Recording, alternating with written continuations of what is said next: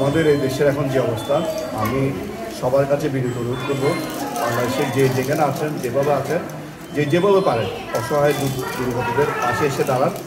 সমগ্র বাংলাদেশের বিভিন্ন জেলাতে আজকে যে বন্যা শুরু হয়েছে, মানুষের যে কষ্ট, সেই কষ্ট লাঘব করার জন্য আপনারা যেভাবে পারেন, যার যতটুকু সামর্থ্য আছে সেই সামর্থ্য অনুযায়ী সবাই মানুষের পাশে এসে দাঁড়ান, মানবতার সেবায় সবাই এগিয়ে আসেন।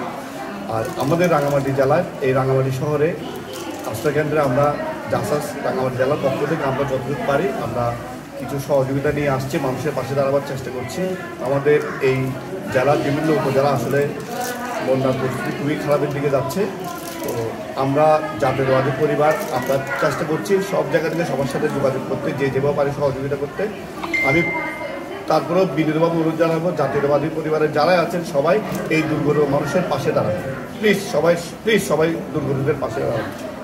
এই মুহূর্তে আপনাদের সহযোগিতা সবার খুবই কাম্য।